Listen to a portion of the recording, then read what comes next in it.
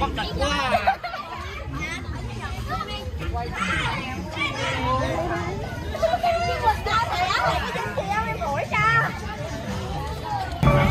Vâng, các bạn bây giờ thì đang có mặt tại đoàn diễu hành của trò Sờ Sim cũ. Đây là hướng Mộc Anh đi về Sờ Thum nha mọi người. Đây là lần thứ hai mình quay chùa Sờ Sim cũ nha mọi người.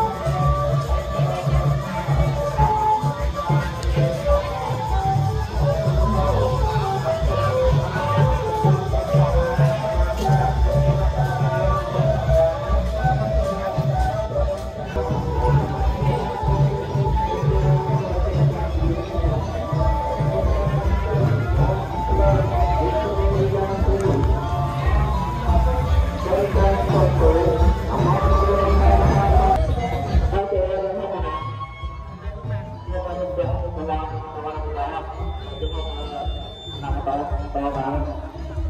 ที่โชว์ต่อที่โชว์มาให้ตรงประโยชน์เกี่ยวกับอุปกรณ์เครื่องคล้องเกี่ยวกับเกี่ยวกับยาตัวกลางกลางเจริญอายุเยาวันโนวะเจริญสวาสมาวาสาเดอายุเจเดวะสังเสปวังเตเตหัตุตุลาจุมาสาบุปงตมนามาลอยอันโมจนังนาบังบังมาเตตาตาเตตาตาโรอันวัดขันในตัวเราเนี่ยในตัวนะเราบังคับอาจารย์เตรียมมาบางก็ยุบกันนะโยมบังคับบังคับอาจารย์เตรียมได้บางอาจารย์เตรียมได้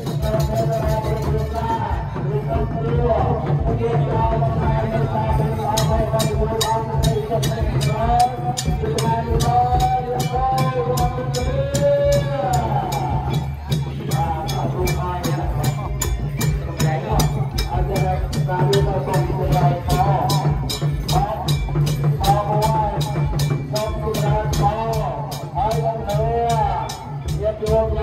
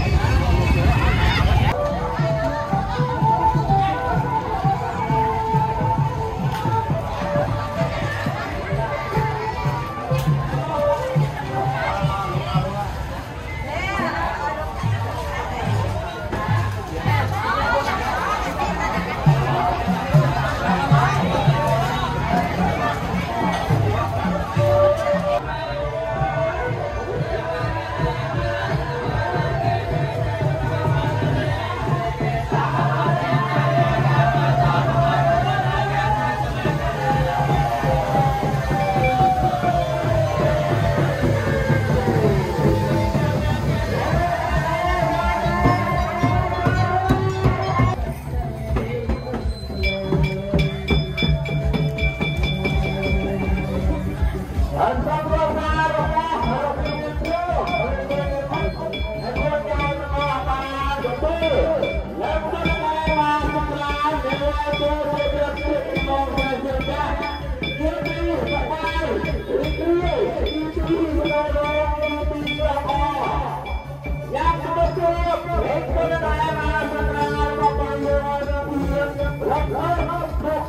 cho kênh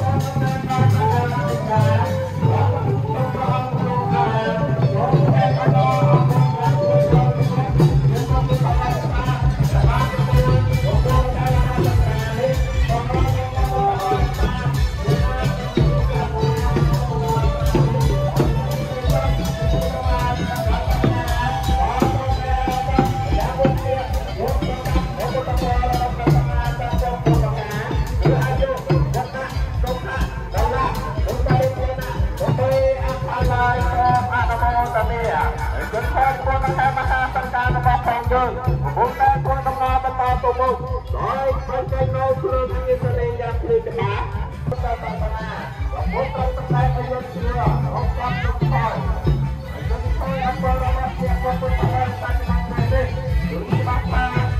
không bỏ lỡ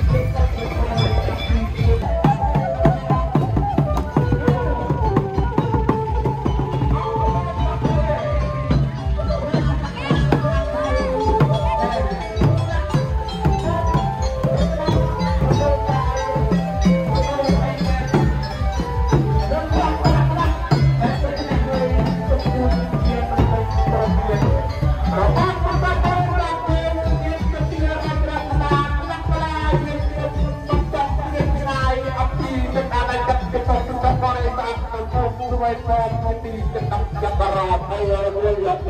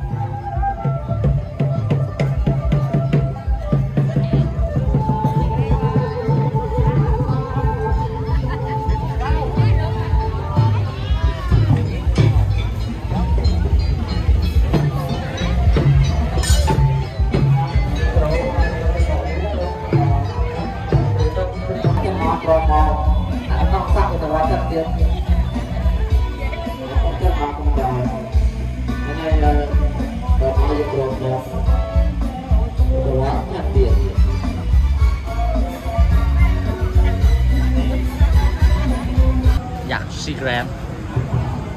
សួស្តីនាំរៀបរីកាលសម័យណាត់ទៅដល់អោចសាំពោកម្មតោតាមបានអាយុវ័ន្តកោតនវ័ន្តកោសេនវ័ន្តកោយសវ័ន្តកោបលវ័ន្តកោវណ្ណវ័ន្តតកោហតសម្បតិតងករងបយវេរិយសកាសន្តចបាតវិអនេកាអន្តរយា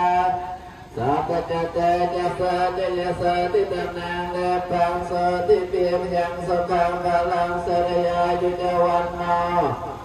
វតេតយសវាសតវាសាចអាយុជតិវសតៃបវតតេ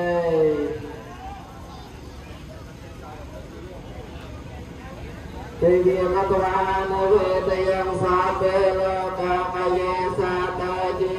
ការយតកាមនញ្ញាបុចនាសាបេលបណ្ឌមមចេតសាតេសុអរគុណច្រើនណាស់សម្រាប់ផងខ្ញុំមែនណាបងគឺណាស់ច្រើនសម្រាប់សម្រាប់បងអរគុណយ៉ាងជ្រាលជ្រៅជូនបងឆ្នាំថ្មីជួយជាថ្មីការងារថ្មីសេរីសុខភាពថ្មីដែលមានរកគ្រួសាររបស់យើងរឿងដែលបានយើងត្រៀមដើម្បីបញ្ចេញទីនេះដែលបានទទួលវត្តតាយ៉ាងរំខានបំផុតត្រង់ពួនណែអាសក្រានៅវត្តពុទ្ធិគឺវត្តសូមជម្រាបរបស់យើងទៅសូមសម្រាប់បរិយាព្រៃអឡោះហើយសរិយាថាបានព្រមហើយវិសាលើទីពុទ្ធជួយចូលទៅមនោទៀតទៀតទៅចូលទៅដល់ដល់ដែលសូមជឿ